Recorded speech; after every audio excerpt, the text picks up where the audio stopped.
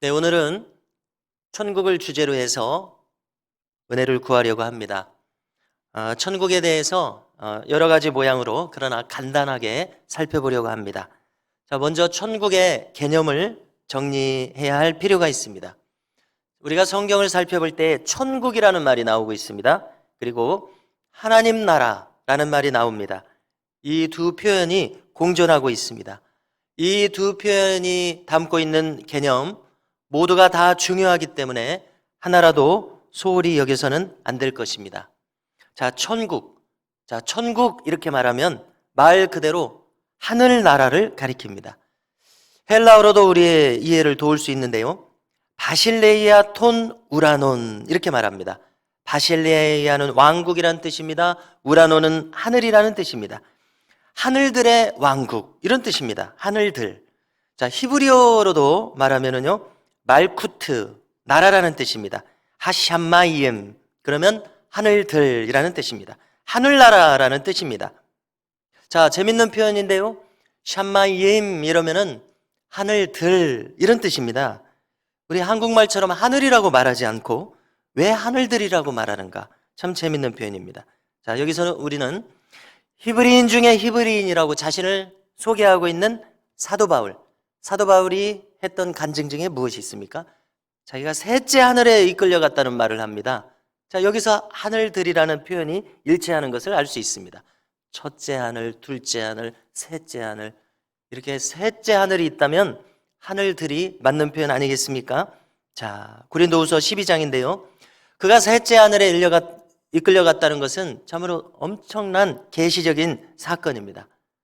자, 우리가 창세기 1장 1절에 보면은 태초에 하나님께서 천지를, 하늘과 땅을 창조하셨느니라 이렇게 말씀이 나오지 않습니까? 여기서 바로 하늘이 하샴마임입니다. 하늘들 이렇게 되어 있습니다. 그러니까 이 히브리 사람들의 하늘 개념은 어떻게 되어 있습니까? 여러 층으로 되어 있다는 것이죠. 그래서 첫째 하늘은 우리 눈에 보이는 창공입니다. 푸른 하늘, 첫째 하늘입니다.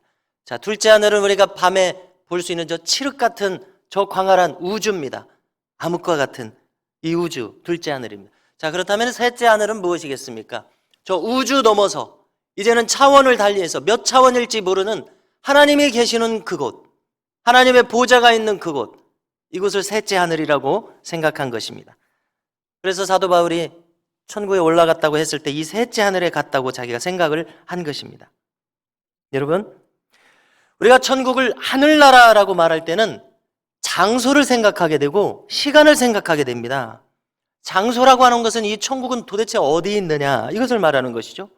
시간이라고 하는 것은 우리가 이 땅에서 생명을 다하고 죽었을 때 우리가 이제 생명을 다 마치고 죽은 사후의 그 시간, 그것을 가리킵니다.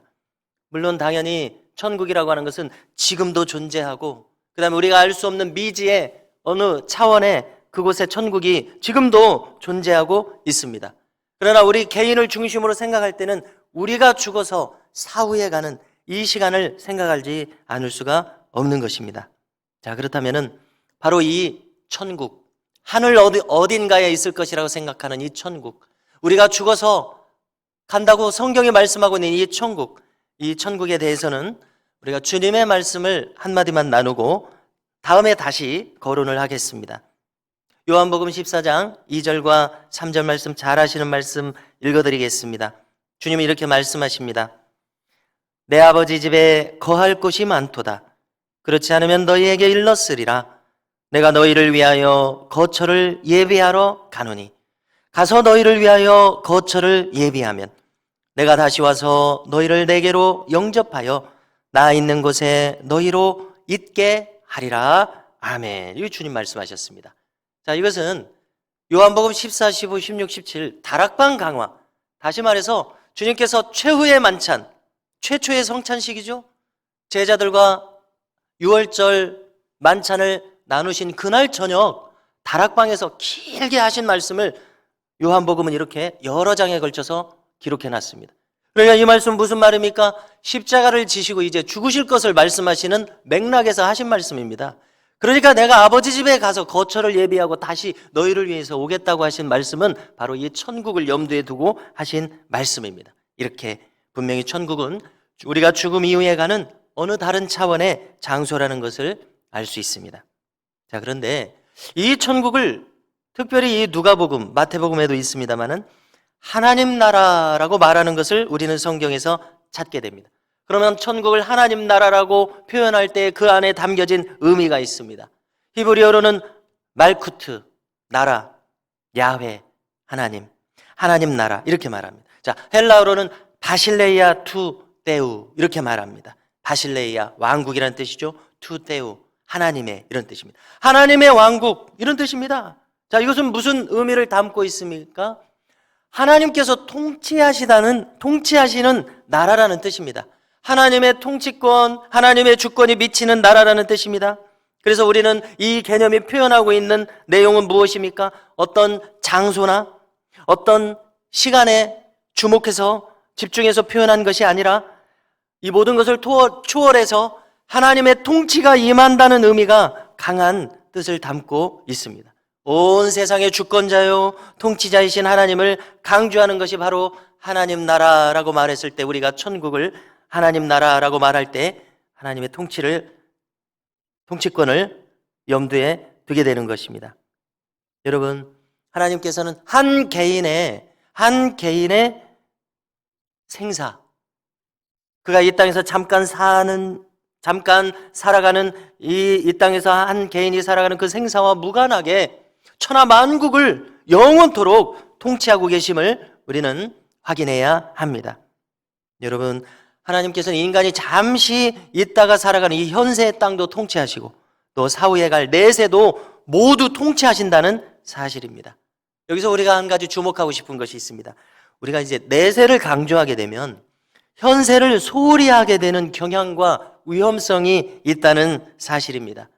마치 우리가 현세는 대충 살아도 그저 내세 중심으로 살면 되는 것처럼, 만일 우리가 복음을 그렇게 강조한다면 이것은 균형을 잃은 것이라고 말씀드리고 싶습니다. 다시 말할 때 우리가 신앙을 아주 간단하게 표현하지 않습니까? 복잡하게 표현하지 않고 간단하게 표현을 할 때에 예수를 믿으면 천국에 간다 이렇게 표현을 합니다. 이때에 우리가 이 천당을 강조한 나머지 예수를 믿으면을 약하게 생각할 우려가 있다는 것입니다. 예수님을 믿는 자다운 그런 삶을 가볍게 여기는 이것을 주의하자는 것입니다. 믿는 자다운 삶을 무시하고 제멋대로 죄를 짓고 사는데 어떻게 그 영혼이 천국에 갈 수 있겠느냐는 것입니다. 여러분, 우리의 입술로 내가 예수를 믿는다고 말하는 것이 중요한 것이 아니라, 내가 지금 교회를 출석하고 있는 것이 중요한 것이 아니라 그 내용이 중요한 줄로 믿습니다. 정말 내가 예수님을 믿는 사람인가? 내가 교회에 출입하는 것이 성전 마당만 밟는 것이 아니라 내 속에 있는 내용도 하나님의 사람인가 하는 것이 중요한 줄로 믿습니다. 그러니까 우리가 이방신을 섬기는 사람들처럼, 우상을 섬기는 사람들처럼 그저 주문처럼 내가 예수 믿으면 천당 간다든지, 내가 교회 다니니까 천당 간다든지, 이렇게 입술로만 겉껍데기만 주문을 외는 식으로 천당을 간다는 식으로 생각해서는 안 된다는 것을 나누고 싶습니다. 성도 여러분, 우리가 분명히 정립할 것이 있습니다. 천국이라고 하는 것은 무엇입니까? 반드시 우리가 현세에서 천국 백성으로 살다가 내세에 천국 백성이 되는 그곳에 들어간다는 사실입니다.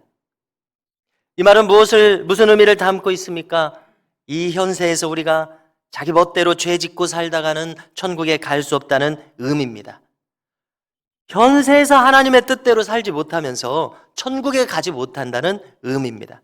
우리는 반드시 마태복음 7장 22절 이하의 말씀을 기억해야 하겠습니다. 읽어드립니다. 그날에 많은 사람이 나더러 이르되 주여 주여 우리가 주의 이름으로 선지자 노릇하며 주의 이름으로 귀신을 쫓아내며 주의 이름으로 많은 권능을 행하지 아니하였나이까 하리니, 그때 내가, 주님께서 그들에게 밝히 말하되 내가 너희를 도무지 알지 못하니 불법을 행하는 자들아 내게서 떠나가라 하리라, 이렇게 말씀하십니다. 여러분, 여기서 불법이라고 하는 것은 무엇이겠습니까? 이 세상 법을 가리키는 것이 아니라 하나님의 법 없이 사는 것을 말합니다. 만약에 주님께서 나를 모르신다고 하면 이것이 얼마나 충격이겠습니까? 우리가 평소 천국 백성의 내용을 가지고 살아야 할 이유입니다. 우리가 천국을 산다고 하는 것은 무엇입니까? 우리가 일상의 삶 속에서 주님과의 인격적인 교제를 이루고 사는 것인 줄로 믿습니다. 주님과 인격적으로 소통하면서 사는 것인 줄로 믿습니다. 그러므로 우리에게는 늘 에녹처럼 주님과 동행하고자 하는 이 소망이 우리의 심령 가운데 있어야 될 줄로 믿습니다. 자, 그런데 우리가 또 한 가지 이 하나님 나라에 대해서 정립해야 될 것이 있습니다. 그것은 무엇이냐면 하나님 나라의 내용에 대해서 정립해야 되겠다는 것입니다. 그것은 무엇입니까? 그것은 하나님의 성품의 가장 중요한 특징은 무엇입니까? 의로우심과 사랑이 충만하신 것이죠. 바로 이 하나님의 의로우심과 자비하심으로 다스리시는 그 하나님의 통치를 우리 자신을 통해서 이 땅에서 이루면서 살아가는 이 하나님 나라를 살아가는 백성으로서의 내용을 우리가 가져야 할 것이고 그것을 추구해야 한다는 사실입니다. 조금 더 구체적으로 말하면 무엇입니까? 성경의 주제입니다. 하나님을 사랑하고 이웃을 사랑하는 이 성경적인 윤리를 실현하면서 살아가야 되는 줄로 믿습니다. 자, 우리가 윤리가 곧 복음은 아닙니다. 그러나 복음은 윤리를 담고 있습니다. 세상의 빛으로 소금으로 살아가는 이 윤리적인 실천을 반드시 담고 있습니다. 그렇기 때문에 우리가 이것을 소홀히 해서는 안 된다는 것입니다. 우리가 살아가는 이 세상은 사탄의 영향력이 분명 존재하고 있는 불의한 세상을 때로 살아갑니다. 그러면 우리가 믿는 자로서 살아간다는 것은 무엇입니까? 불의를 기뻐하지 아니하고 진리와 함께 기뻐하는 삶인 줄로 믿습니다.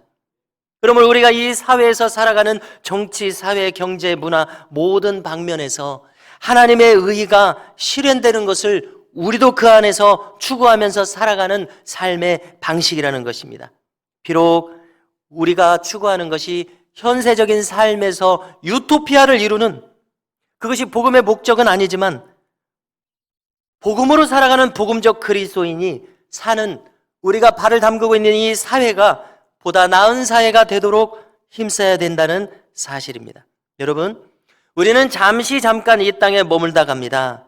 그렇지만 무엇을 분명히 해야 한다는 것입니까? 이 땅에서 사는 동안 하나님 나라의 가치를 추구하면서 살아가야 한다는 의미입니다.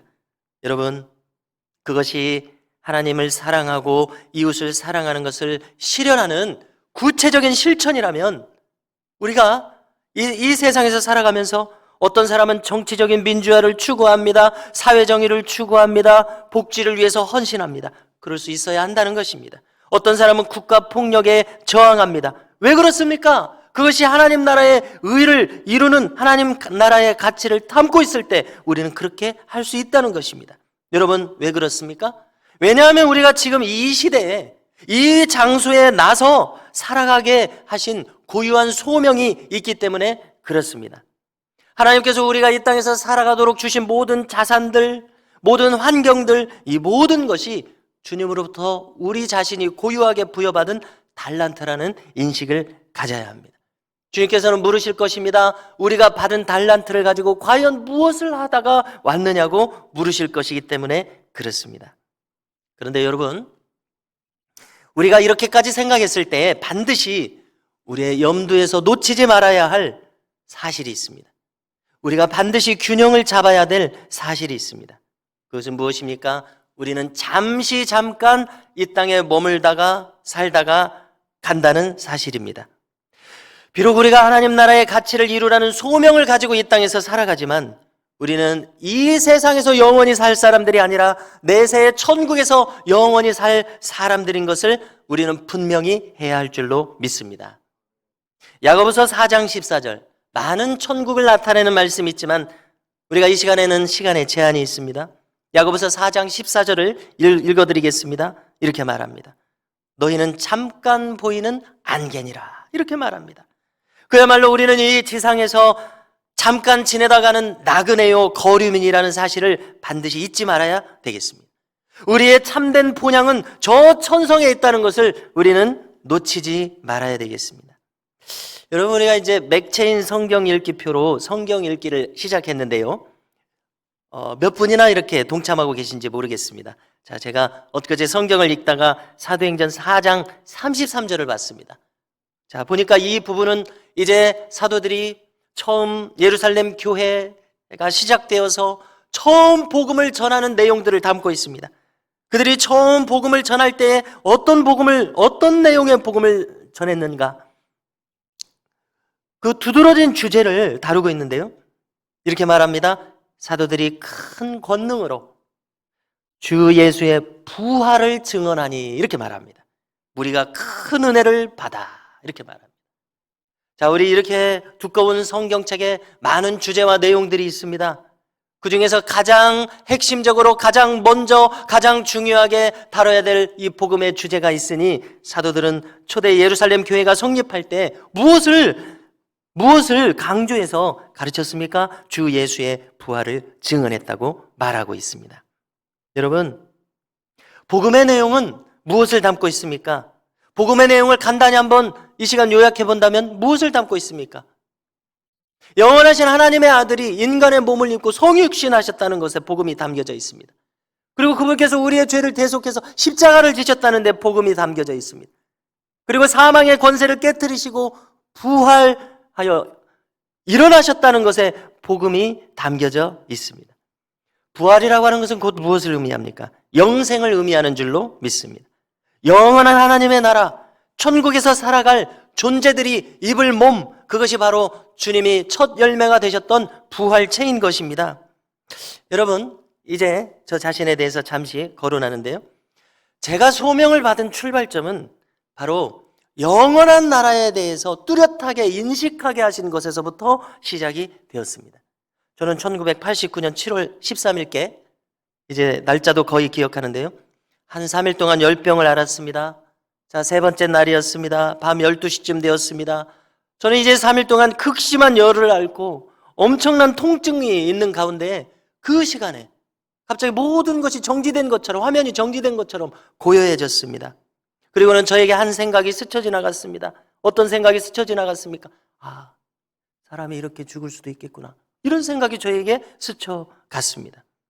자, 그렇게 해서 그날 저녁이 지났습니다. 다음날 아침이 되니까 거짓말처럼 저의 몸이 회복되었습니다. 어머니께서 하나님 마음대로 사용하시옵소서, 그 밤 12시에 그렇게 기도하셨거든요. 그 기도를 들으셨는지 어쨌는지 확실히 모릅니다. 거짓말처럼 몸이 회복됐습니다. 자, 제가 충격받은 것은 이것입니다. 제가 정말 건강하게 지냈는데 갑자기 아팠기 때문에 충격을 받은 것이 아니라, 사람이 이렇게 쉽게 죽을 수도 있다는 것에 충격을 받았던 것입니다. 그래서 저는 너무 놀라서 기도하지 않을 수 없었습니다. 묻지 않을 수 없었습니다. 하나님, 사람이 이렇게 쉽게 죽을 수 있다면 저는 어떻게 살아야 됩니까? 저는 어떤 마음을 살아야 됩니까? 여러분, 이 문제는 반드시 즉각적으로 제가 답을 얻어야 할 문제였습니다. 저는 어떻게 해야 됩니까? 인생을 방황하지 않고 앞으로 펼쳐질 수많은 시간들을 낭비하지 않고 인생을 정말 잘 살 수 있는 결정적인 대답이 필요했습니다. 이제 앞으로 저에게 펼쳐질 인생에서 다른 모든 불필요한 것들, 다른 모든 거추장스러운 것들 다 생략해버리고 오직 하나님을 기쁘시게 하면서 살 그 삶의 방식, 그것이 무엇인지를 주님께서 알려주시기를 원했습니다. 저는 그것을 알아야 한다는 결론을 얻었습니다. 그래서 제가 이제 고3임에도 불구하고 계속해서 몇 날 며칠을 기도하고 집중하고 고민하고 알기를 원하고 궁금해하는 그 과정 가운데 제가 가지고 있는 신앙의 지식 전부를 총동원한 결과 목회자가 되는 것 외에는 어떠한 결론도 저에게 떠오르지 않게 하셨습니다. 여러분, 목회자가 무엇이겠습니까? 영혼을 살리게 하는 복음을 전하는 자가 목회자입니다. 목회자의 목적은 그것 외에 다른 것이 무엇이 있겠습니까? 그래서 저는 그것이 한 번 주어진 인생을 가장 간결하게 낭비 없이 사는 인생이라는 결론을 기도를 통해서 얻도록 인도를 해주셨습니다. 주일 예배 담임 목사님의 설교 말씀을 통해서 확증을 얻도록 인도해 주셨습니다. 여러분, 오늘 말씀을 보십시오. 얼마나 소중한 말씀입니까? 오늘 말씀을 보니까 하나님과 어린 양이신 예수님의 보좌로부터 생명수의 강이 흘러나온다고 말합니다. 크리스탈 클리어, 수정같이 맑은 생명강이 흐른다고 말합니다. 길 가운데로 흐르는 가운데 저 천성 새 예루살렘 성에 그 강 좌우에 생명나무가 있습니다. 12가지 열매를 맺습니다. 달마다 그 열매를 맺는다고 합니다. 놀랍게도 그 나무 잎사귀들은 천하만국을 치료하기 위하여 있다고 말합니다. 여러분, 우리 자신들을 한번 느껴보십시오. 영육간에 이렇게 불완전한 우리가 있습니까? 영육간에 이렇게 불완전한 우리의 모습을 보지 않습니까? 여러분, 이 지상에서 살아가면서 완전하고 완벽하고 아무런 부족함도 혹시 없는 것은 아니시겠죠? 가끔 살다가 이런 것을 느끼지 않습니까? 아이고, 내가 미쳤나 봐. 내가 이런 생각을 하다니. 내 이런 마음가짐을 가지다니. 이런 생각이 들지 않습니까? 이처럼 우리는 이렇게 불완전한 인생을 살아가고 있습니다. 그런데 천하만국을 치료하기 위하여 생명나무 잎사귀들이 있다는 것입니다. 그 나라에는 어떤 구김살도 없을 것입니다. 온전한 건강을 얻게 하실 것입니다. 완전하게 만드실 것입니다. 완전한 지식을 갖게 하실 것입니다. 그야말로 고린도전서 13장처럼 지금은 거울로 보는 것처럼 희미하나 그때는 얼굴과 얼굴을 맞대고 보는 것처럼 진리의 전모를 밝히 알게 하게 하실 것입니다. 하나님을 아는 지식 완벽해질 것입니다. 다시 저주가 없겠다고 말씀합니다. 다시 밤이 없겠다고 말씀합니다. 온 신자들이 세세토록 왕노릇하겠다고 말씀하십니다. 할렐루야. 성도 여러분, 우리가 이제 잠시 머물다가는 이 세상 더 이상 무엇을 왈가왈부할 것입니까? 오직 저 천성 새 예루살렘 성을 바라보면서 이 땅에서 우리에게 맡겨진 소명을 다하며 충성해야 할 줄로 믿습니다. 힘써 주님과 교회를 섬겨야 할 줄로 믿습니다. 힘써 복음을 전해야 할 줄로 믿습니다. 이렇게 힘써서 행복한 신자로 살아야 할 줄로 믿습니다. 할렐루야. 이렇게 우리가 참된 목적의식을 가지고 복된 인생으로 살아가는 우리 모두가 될 수 있기를 주님의 이름으로 축복합니다.